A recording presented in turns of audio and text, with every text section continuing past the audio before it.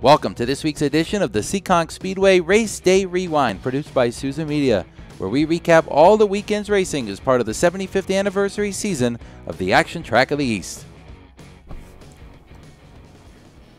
Oh, that music plays again. Welcome back to this week's edition, a brand new edition of the Seekonk Speedway Race Day Rewind Report.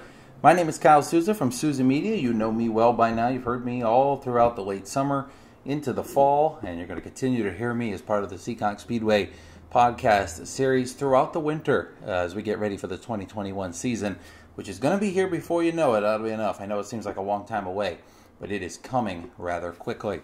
Our 2020 season, we've invited these race day rewinds to the podcast series, and they've went rather well, only as part of Fast Friday, obviously, with the no Saturday night racing, but everything's been great. Had a lot of different guests and been able to talk about our Fast Friday competitors a lot since they're the only division racing in 2020. And it's been a pleasure to be with you here every week. Want to do one more recap from this past Friday night's races. Friday night, October the 9th, championship night as part of our Everett's Auto Parts Fast Friday series in 2020. And want to do all 5 divisions, plus the special event we had on Friday night, a really cool race in the Pure Stock Whiskey Tango Foxtrot 2020 35-lap main event, an open-style race for the Pure Stocks. I'll get to that at the end of the show, including our second guest.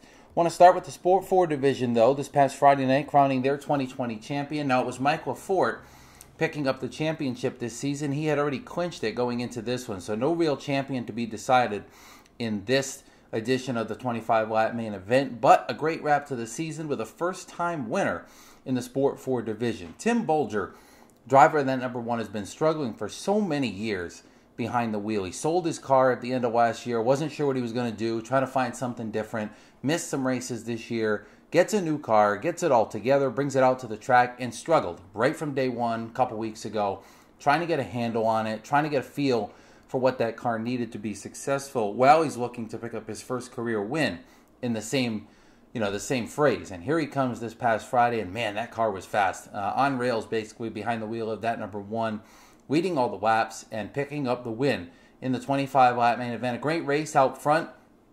Wasn't easy. He had some challengers early, but man, it kind of looked easy. You know it's not easy, right? Driving the race car and looking in your mirror and try to hold your line and run your own race and hit your marks, but it looks easy, not so much. I mean, he had some hard competition. Carlin Levesque finishing second, a great run for him.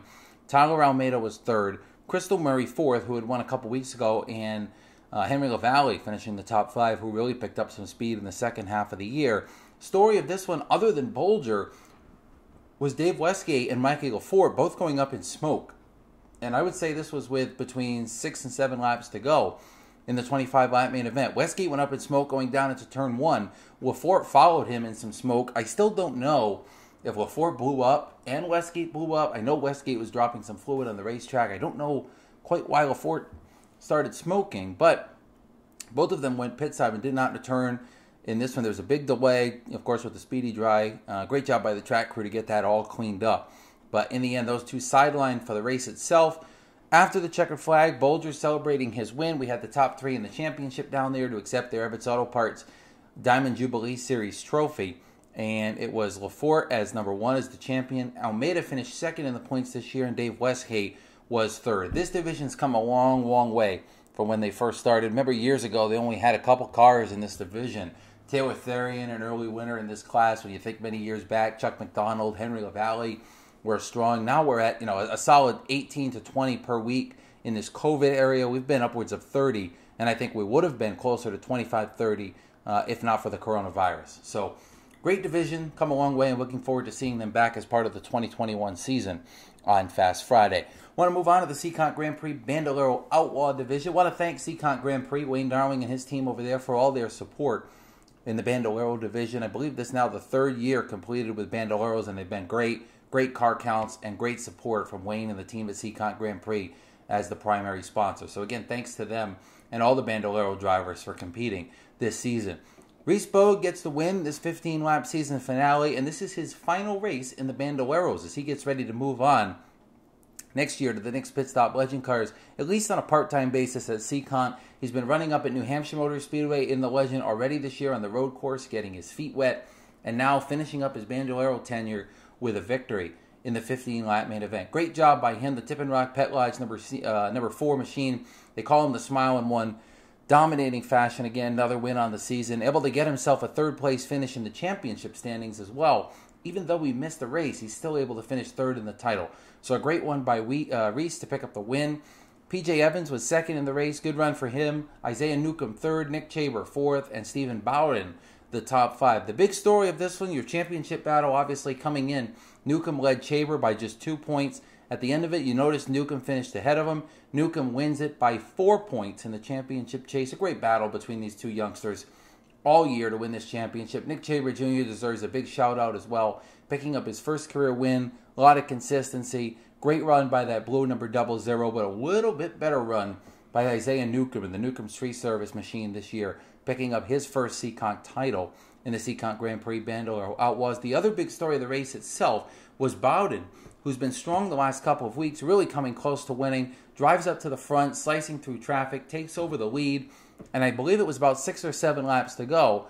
They're catching a lap car, the number 3. The number 3 kind of picks the middle groove as the leaders approach. Bowden goes to the outside of the lap car. Bogue goes to the bottom. They split that lap car. The lap car was in the middle, 3 wide, and unfortunately for Bowden, Bogue was able to get out front, and Bowden got stuck on the outside and fell back to the bottom of the top 5. Feel bad for Steven. He's been close in that number 64, and unfortunately just wasn't playing out for him to pick up his first career win this season. Believe he might be done racing with the Bandoleros too as well due to his age. So that's an interesting development there. But a great run by him. Another top 5 finish in a strong car this year. So again, Bogue picks up the win. Tough night for Bowden. And Isaiah Newcomb, your champion in the Seekonk Grand Prix Bandolero Outlaw Division. One more race before we get our first guest in here of the week. The Seekonk Grand Prix Bandolero Bandits. Again, thank you to Seekonk Grand Prix and Wayne Darling for their support of this division as well this year and every year. And this time in this one again, 15 laps, it's Darren Krantz Jr. going back to victory lane behind the wheel of that number 31. That car has been so fast every time he's unloaded it. Missed a couple races here and there, running elsewhere with his Bandolero, but picks up his 4th win of the season, dominating to wrap up the Fast Friday year. Started a little bit further back, was not in the front row, and drives right to the front like it's nothing. In lap 2, he's in the lead, and he was ahead by a good half a track at one point before a late yellow closed the field up. But that caution, not able to let anybody have anything for him. He's able to drive right back away to pick up the win in the 15-lapper. Strong runs in this one for Ethan Dion, finishing 2nd. Brent Robideau was 3rd. Joel Newcomb 4th, the son of Isaiah. Oh boy, the brother of Isaiah. So it's Isaiah and Joel Newcomb, the brothers, and Paul Newcomb's the dad. I mix that up every week. But Joel Newcomb finishing 4th, and Mike Hannafin having a great run with a top 5 finish. Nick Gearing Jr. was really strong in this one as well, getting right up towards the front. A little bit of contact. He ended up around, at least involved. I don't think he went all the way around. He was involved in an accident. Able to have a great run, though. A lot of speed out of that number 11, and he's coming a long way from where he was as well in that machine. Another tough night for Richie Helger Jr., who wrecked in practice. They had to put that whole car back together with a bunch of new pieces, and unfortunately for him, it cost him the championship this year. 2 tough weeks, maybe 3 to end the season for him. What a tough couple weeks for that number 99 after leading the championship standings all year. But props to Richie Helger Jr., a fantastic season in his rookie year, almost winning the championship. That's hard to do, to win a championship in your rookie season. That does not happen often. And Richie Helger almost pulled it off this year, finishing 2nd in the championship. It was Ethan Dion, driver of that number 8, picking up the title in his machine. Helger 2nd and Brent Robideau 3rd. Before we take our first break and bring in our first guest, do want to mention, I'm glazing over these champions, mentioning what happened, and that's it. More specifically talking about the races, because in the next couple of weeks, we will have a podcast specified to the champions of the 2020 Fast Friday Everett's Auto Parts Diamond Jubilee Series season. So far we've talked about Mikey Gofort, your Sport 4 champion. In the Seekonk Grand Prix Bandolero Outlaws, it was Isaiah Newcomb. And now in the Bandits, you've got Ethan Dion. So we'll catch up with the champions and talk more about them in another podcast coming up in a couple of weeks. For now, though, maybe a couple of days, actually. We'll see how the time goes. For now, we'll take a quick break. In this week's edition of the Seekonk Speedway Race Day Rewind, when we come back, we are going to welcome in Darren Krantz Jr., who's been quite the driver in 2020, picking up another win this Friday night.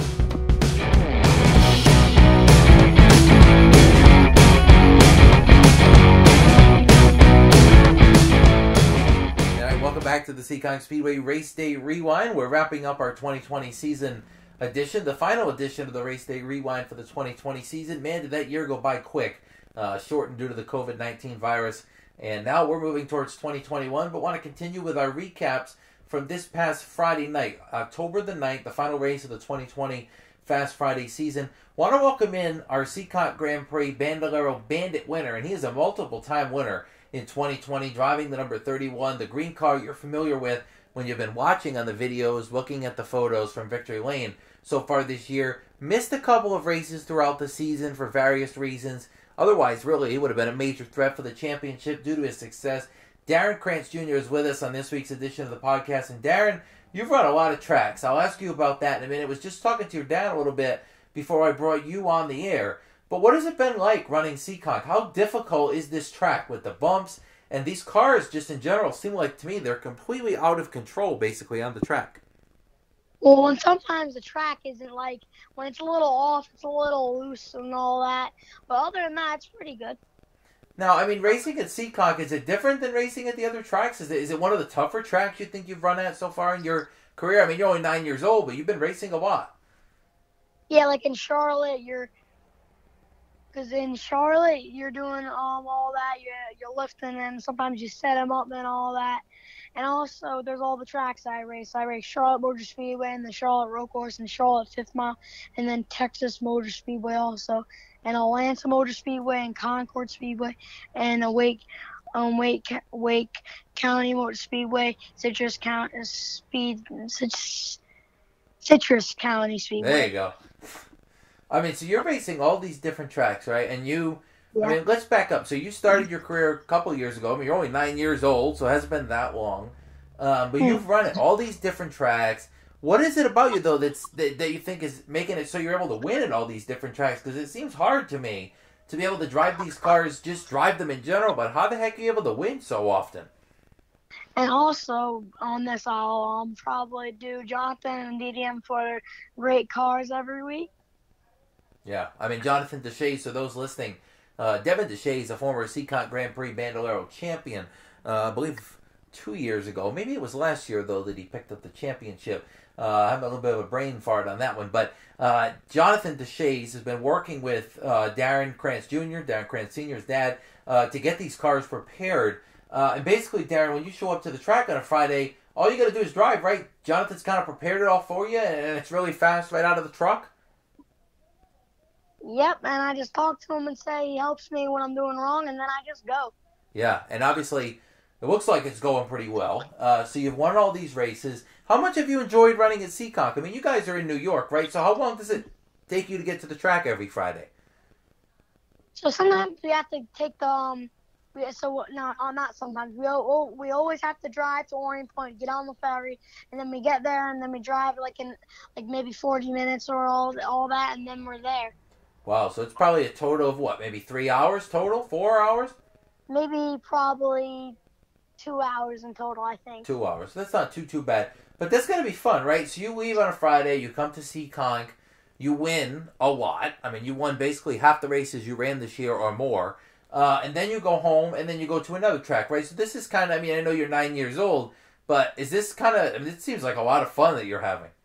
Yeah, I'm having a lot of fun doing this track, even also when I win. So, you've also run some other tracks. We mentioned that. You're winning at other tracks. But what's kind of your favorite track you've run at so far? Is there a favorite track that you've been running at that you really feel like is a track you want to run full time? Or are you really just enjoying going around to the different tracks? Probably my most favorite track is Charlotte Motor Speedway. And you've been running in the summer shootout down there? Yep. And you won some races there as well? And I won 5 times there also. 5 times, wow. Oh my goodness, at 9 years old, how many career wins do you have? Do you know? Have you counted? Oh, I don't even know. There's a lot of. Wow, it sounds like 40. It. Wow, it sounds like there maybe be more than that at this point. Your dad was telling me, you know, in the past you've been friends and you're still friends. You've talked to some of the NASCAR drivers. Corey LaJoie, he mentioned this talk to you. Austin Hill. I mean, how cool is that to watch those guys you see on TV and then be able to talk to them in real life, you know, like they're your friends? At first, you get a little nervous and you don't feel like talking, but once you know them for a while, you start talking to them, and they're your friends after. Wow. So they've been helping you drive it. Have they been helping you as a driver coach too to kind of help you get around the tracks? Yep. Wow. You're very lucky, buddy. This sounds like a really fun time that you've been having. Where do you see yourself? Do you want to get up to the NASCAR level and run in the Cup Series with those guys one day? Modifieds, and then I'll go through all the steps. Wow. So you want to start in the modifieds? Wow. Well, how long do you think it'll be till modifieds? You're going to stay in the Bandoleros for now, right? Yeah. For now, I just want to round up all the Bandoleros first, and then we're gonna go to the Bandolero. Wow. No, what quite age? Wow. So, at only 9, I think you've got plenty of time, right? Yeah. Yeah, you get some time ahead of you. Well, Darren, we want to thank you for coming on to this week's edition of the podcast. We talked to you for 6 or 7 minutes here, and it's been good conversation. I think we've learned a lot about what you are, what you've done. Of course, you've been winning a lot. We've been seeing you a lot in the photos as part of Victory Lane. Is there anybody you want to thank that's been helping you at Seekonk, whether it be sponsors? I know Jonathan Deshays is helping you. Dad, is there anybody you want to give your thanks to? Yep, I would like to thank Jonathan, DDM, and then Krantz Motorsports and Angela's House, Pink Tie, Toys for Tots, and Corey LaJoy and Randy LaJoy for great LaJoy race seats. Wow. That's been Darren Krantz Jr. I mean, we just learned a lot from him in the matter of 6 or 7 minutes. This kid is going somewhere. At just 9 years old, he is having a ton of success, racing all up and down the East Coast, not only right here at Seekonk, but also at some other places. Darren, one more question for you. I hear you're going to be running dirt at Millbridge coming up in the next couple of weeks. That's going to be really exciting too, right? Yep, I am. It's really fun. It's going to be really exciting too. Wow. So Darren's going to be moving on to the dirt ranks, at least for now, behind the wheel. Coming up here in the next couple of weeks, going to be running right through the winter, and then I am sure we will see Darren back as part of the 2021 season. We're going to take a quick break on this week's edition of the Race Day Rewind. When we come back, we'll talk about the other features from this past Friday. Later in the show, catch up with this week's second potential guest coming onto the program. Dick Benoit will join us after winning the WTF Pure Stock 35 this past Friday night. Stick with us. All right. Couple segments down, couple more to go as part of the final Seekonk Speedway Race Day Rewind of the 2020 season. I want to thank everybody that's been listening every single week, whether it be on Apple Podcasts, watching it on YouTube, wherever you're catching the Seekonk Speedway Race Day Rewind from. Thank you, and we hope to see you again. Over the winter, this podcast series is not going away at all by any means, and look forward to doing it again in 2021. Pure Stocks wrapping their Everett's Auto Parts Diamond Jubilee Championship Series this past Friday night, crowning their champion. No strangers at the front. Doug Benoit, Danny Massa go into this race tied at the top of the championship standings with 412 points. That meant that whichever one of the two finished ahead of the other was going to be the champion of the Pure Stock division. This division is sponsored by Hilger South Coast Power Equipment. I want to thank Rich Hilger and his gang for sponsoring this class again in 2020. Always a pleasure to have them on board. And thank you once again for supporting our Pure Stock competitors this year. Doug Benoit picks up the win and the championship. I just mentioned whoever finished ahead of the other would get it, and Benoit wins it. Massa finishes 4th, and it is Doug Benoit, your 2020 Series champion. He's now won 2 of the last 3 in the Pure Stocks. The only driver to beat him was Greg Perry last year. That number 2, Ben Familiar in Everett's Auto Parts Victory Lane. Wada races won. Wada championships now in the last 3 years. 2 out of the last 3 for him. Massa 6 points back at the end of the season. And really, when you look at it, but to me, both of these guys are championship drivers. So is Greg Perry. So are most of this division. Massa and Perry and Benoit went through the whole year close, but it was really Benoit and Massa, tooth and nail for much of the year. They were so close to each other. And I know Danny finished 6 points back. But as Benoit told me on the start-finish line after the race, this is just a good group of guys. They have a lot of fun. They race each other clean. And they look forward to doing it again in 2021. And I can't wait to see it with the way they have put on racing this year. Both of them really strong. They're good friends. Perry, good friends with them as well. Everybody in the division is. So it's Benoit picking up the win. Second place in the race itself going to Joey Morissette, which is really a great sighting again for him. He's coming so close to that first career win. Just has not been able to get it. Moves to 2021 now to try to get it then. So close this year. I thought there was multiple times he had it. Just did not seal up in his favor. So second place for him. Jeremy Lambert finishing third in the season finale. Now, again, you had Benoit 6 points up on Massa in the championship. Greg Perry finished third in the title this year. Multiple different winners in the pure stock division, again, for the 2020 season. Again, I'll go over the champion a little bit more as part of the Champions podcast. We'll talk about Doug Benoit and what he was able to do as champion. Pure stock-wise, this past Friday night, that was not the only pure stock race. The Whiskey Tango Foxtrot 35-lap 2020 main event wrapped the night. We'll get to that in a minute. First, I want to talk about the Nick's Pit Stop Legend Cars and their season finale as part of this week's edition of the Race Day Rewind. A great race again, and Giovanni Ruggiero finally able to break through into Everett's Auto Parts victory lane, driving that number 7 machine. The car prepared by Scott Harkin and Kyle Marchand. Gio's been adamant about the fact that without those two, he would not be where he is today. Racing in the Bandoleros, picking up wins there in the first Ford car a couple of years ago. Now moving up to the Legends, and he struggled to get going. It was not an easy task for Giovanni Ruggiero. He struggled right out of the gate, couldn't get really a handle on the car, couldn't figure out exactly what he needed on how to drive it and how to be successful. This year, different story. Car's been on fire the last couple of years, and Gio able to pick up his first career win, driving that number 7. Now, not on fire the last couple of years, the last couple of weeks in the Seekonk Legend Car division. He's been so strong, and he's able to pick up his first career win, and does it by holding off the best of the best. Jake Johnson, your 2020 Nick's Pit Stop Legend Cars champion and 4-time winner, was right there to give Gio a run for his money. Second time they've raced it out so far this year, right down to a final restart it went, and Gio able to pick up his first career win. So congratulations to Gio. Great run for him. Another guy that's been running all around the country. We talked to Darren Krantz earlier, who's running New York, North Carolina, excuse me, a variety of different states.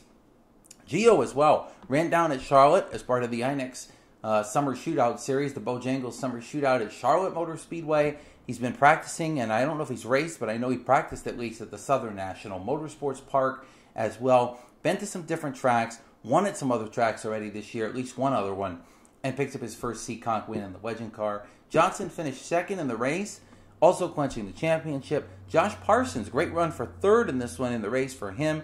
Devin Deshays returns to Legend competition with a great 4th place finish, good run there. And Jacob Burns follows up his win from the week before with a top 5 run. Tough break early. Paul Newcomb leading the race, looking for his first career Legends win. Spins out, collects Richard Reagan Jr. and Mason Tessier in this one. Both of those guys struggled the rest of the race. Reagan lost a lot of track position. Tessier had a lot of damage. But in the end, Johnson wins the championship. 2nd place in the title this year, going to Reagan Parent. Great run for him. Not able to pick up his first win, but 2nd in the championship. Always good. And Mason Tessier was 3rd in the Nick's Pit Stop Legends title battle. The other story about this race, those of you that have been around a long time know the name when I say Jim Sylvia. You might know him by Jim Sylvia. A lot of people don't, though. They know him by Pepe. A simple 4-letter word, Pepe, that scares some people, that makes other people laugh, and it might bring on a variety of other emotions when you think of Pepe. A fantastic driver, really up on the wheel, aggressive, been to victory lane, knows how to get the job done on the track, but has not raced in the street stock division at Seekonk for many years, at least 10 or so, I would say. I would say at least 10, around there, maybe a little bit less. There's reasons for that I'm not going to get into, but Pepe returns on Friday night to the Nick's Pit Stop Legend Cars, his Legend Car debut for Pepe. And he does great. Finished the race, no problems out there on the track in the 116. I don't think he had many laps in a Legend Car before the race started, if any. And he's got a solid 8th place finish in a 17-car field. Nothing to complain about there. Welcome back, Pepe. So Legend Car racing complete for 2020. Before we go to our next segment, which will be a quick break and then our final guest of this week's edition of the Race Day Rewind Report, I want to talk about the Whiskey Tango Foxtrot 35-lap pure stock open event, the WTF 35. Okay, and this is 2020, the middle of the coronavirus, the COVID-19 year that's all messed up. We haven't raced on a Saturday night at all. We won't this year. First year in how many years that that's happened, if ever. I believe we've been running Saturday nights since 1940-something when the track opened.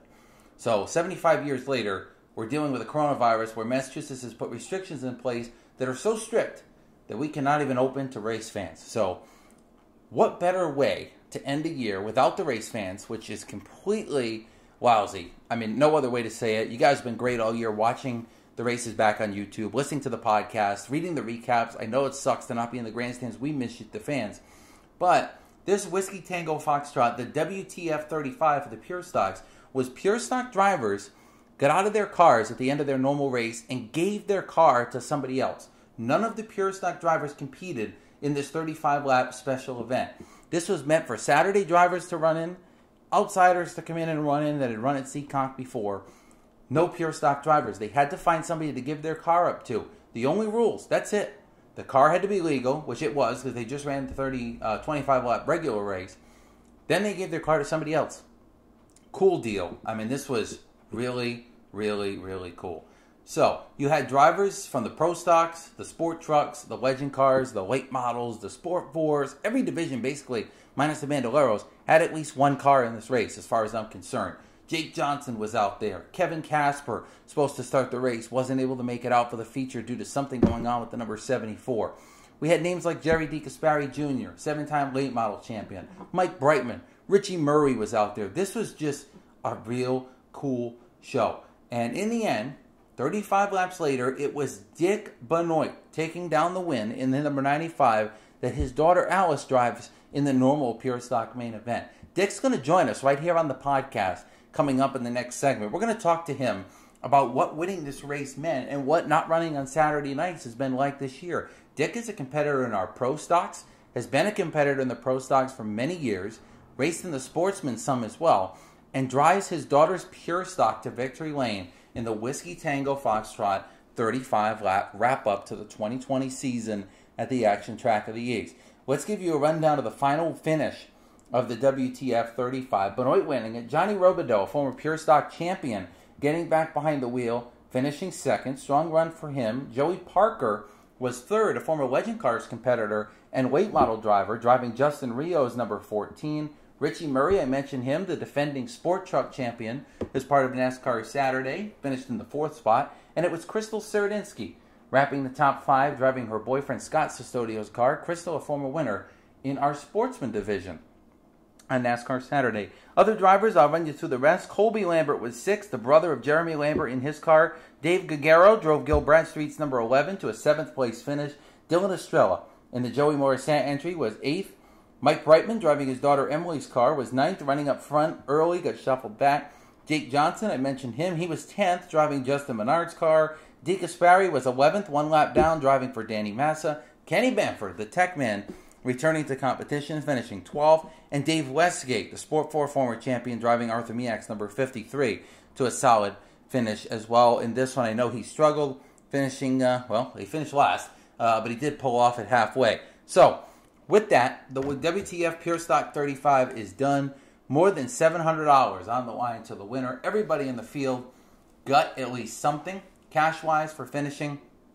And that's credit to a lot of sponsors. And before we go to break, want to mention Rich Helger from Helger South Coast Power Equipment, Craig Pianco from Springville Memory Care, Nat Chevatone from Nat's Racing Engine, Chaz's Auto Body, Jerry DeCaspari from Jerry's General Maintenance, Lenny Ellis, Walsh's Towing, Tom Morshed, Sam Matera and Boss Lady Graphics, Sam Gill and DTM Motorsports, Jan's Recovery, and Daryl Dutch at Dutch Auto Body for all of the sponsorship for this race. So much money collected towards lap money. The lap money was equally distributed throughout the field in a percentage format. So not everybody got the same amount of money, but percentage-wise from the top down, the winner got a little bit, etc., all the way down through the field. Thanks to all the sponsors and thanks to all the car owners that gave up their cars and the drivers that competed in this 35-lap feature. There's a lot of photos up on our Facebook page, and you can watch the video on our YouTube channel. Cool stuff. Good race as part of the WTF 35. What a way to end the 2020 season in the middle of the coronavirus. I want to take a quick break. When we come back, our final interview of the Race Day Rewinds for the 2020 season as part of our final Race Day Rewind. Dick Benoit is going to join us around the turn to talk about winning in his daughter's car and not racing Saturday nights. What has that meant to him to come out here now and win this race after not being able to hit the track in race competition all year? Stick with us. Quick break. We will be right back.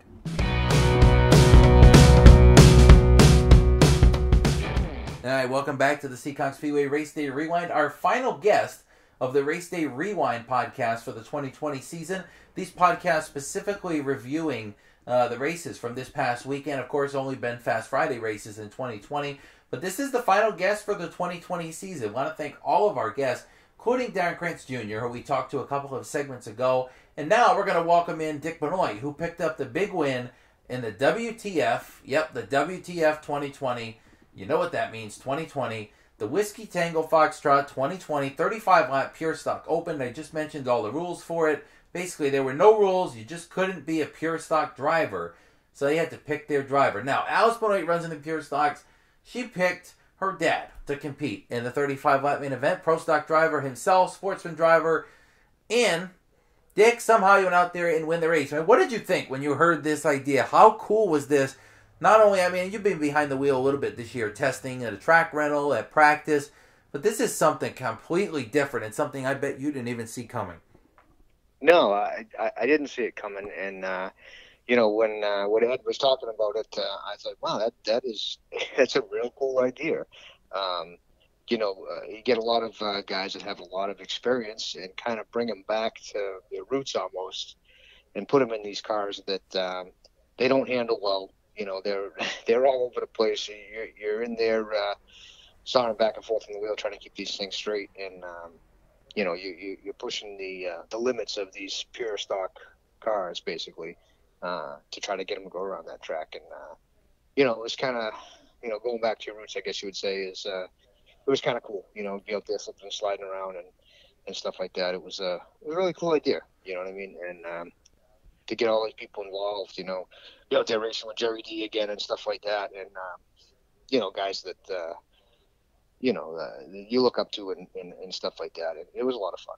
Well, so you got all these guys out there with you, right? Jerry D. Caspari, you mentioned. Mike Brightman's out there. Joey Parker, honestly, was just as fast as you, I think. He drove right up through the field. It was closing on you. I mean, this is something completely different than what you're used to. This kind of sums up 2020 for me. I don't know about you, but this is wacko, right? Like this is out of the ballpark style stuff, right? This is something completely new. Yep.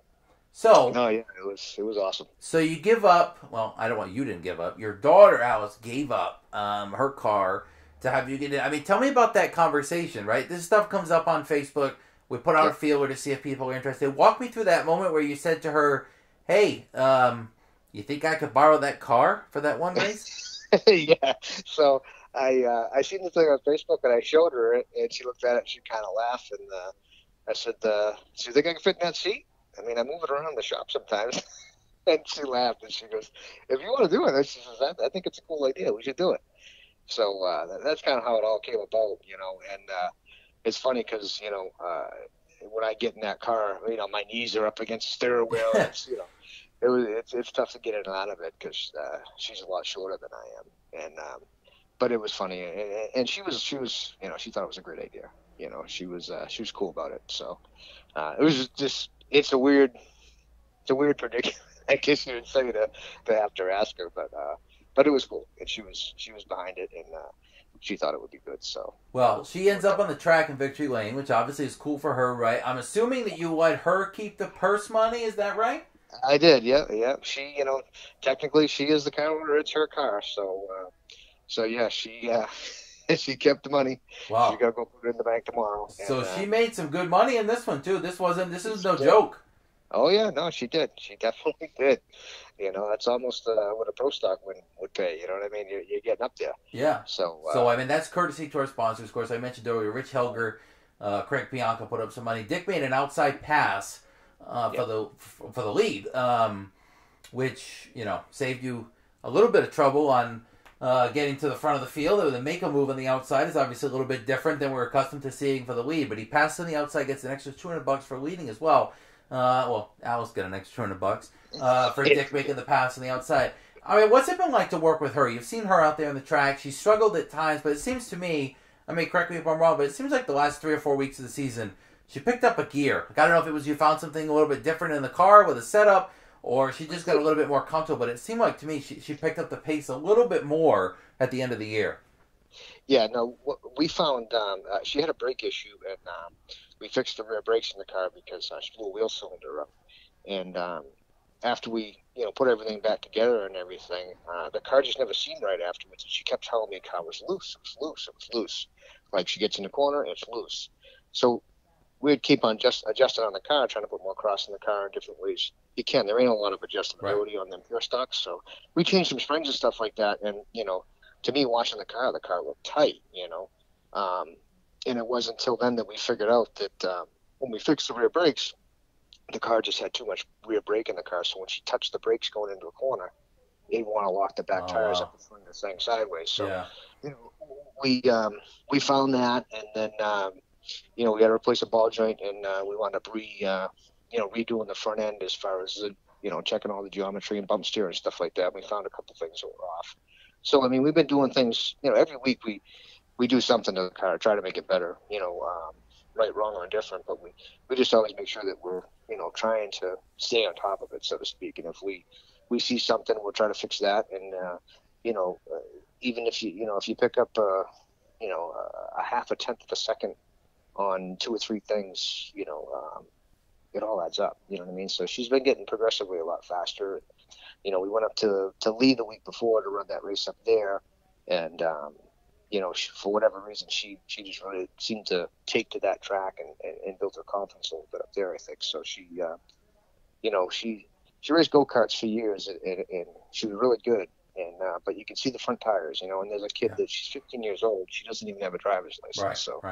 You put her in a full-size stock car, with guys that are, 2-3 times her age and have been doing it for 10 years. And but she holds her own, and I think she's got a lot of respect from the guys because she runs everybody clean. And even if they're lapping her and stuff like that, she gives them room and she can hang with them a little bit. If she's got a rabbit to chase out there, she does a lot better too, she's not running by herself, so she'll get it. It's just seat time and stuff like that, but she's been running so much better, and I'm so proud of her. But most people would just give up or whatever, and she just works harder, and she gets that. Of course, she's seen me do it for years, so she knows. She knows that. She knows how much hard work it is, and she's not afraid to do it. And when you can reap the benefits of that hard work, it makes it that much sweeter. You know what I mean? Yeah, definitely. And I mean, she's watched you do some hard work over your career, which has extended out a while. And it's extended you now into the pro stocks as part of our NASCAR Saturday nights. A teamwork there with Danny Cabral to get these pro stocks out.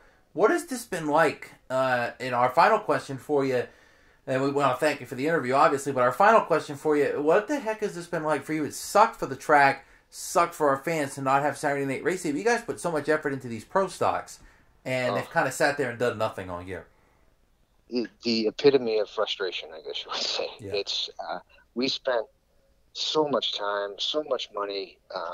It's just insane. Like Danny, Eric, Kenny, like we worked on these things like we normally would if we were getting ready for a regular season. You know what I mean? And just continue to do that even though we weren't racing. We were still working on the cars every day. And we have, in all honesty, we were so looking forward to 2020 because we have so much better equipment this year than we had last year, and have spent so much time in getting everything right, to the point where, we might actually have a chance when we go to the racetrack, and that's a huge difference. It's one thing to try to put a car together, and when Danny and I first, got together, we don't have a lot of sponsors and stuff like that, but we had a lot of used parts, and we just kind of put everything together we had and try to come up with these cars. And slowly but surely, we'd upgrade a shock, or we'd upgrade, a transmission or something like that. And slowly but surely, we're now to the point where we have almost what everybody else has. We were so looking forward to this year to try to get some racing and just prove to ourselves that, we got a shot doing this, and this wasn't all for nothing. But, we got some sponsors behind us this year, and I feel bad for those guys because, we're not out there every week and promoting the businesses and doing everything that we said we're going to do. We're going to do it next year, but, it's frustrating for everybody involved because we worked so hard. Like, I can't even begin to tell you how hard we worked, but, it is what it is. And what do you do? It's insane. Yeah, I think that sums it up pretty damn well. It is insane. And I mentioned it earlier in the podcast. Want to thank everybody that's complied with our COVID regulations, the social distancing, the masks. Everybody did a pretty good job, I'd say, as part of the Friday night slate in 2020. So, Dick included, as part of the Pure Stock division with daughter Alice. Want to thank everybody for doing that. And Dick, want to thank you for joining us as part of this week's edition of the Seekonk Speedway Race Day Rewind. Look forward to the winter, which is hopefully going to go by pretty damn quickly. And we look forward to seeing you and Alice and you back in your pro stock come May of 2021, an opening day already set. And I'm sure we'll see you before that at the practice sessions in April, hopefully in a normal world, as the COVID virus hopefully will be gone by then and we can go back to some normal racing. Exactly. Well, thank you for the time, Kyle, and I appreciate it. And we'll see you at the racetrack, bud. All right, that's been Dick Benoit. Take a quick break, and we'll come back to wrap the final edition of the Seekonk Speedway Race Day Rewind in 2020.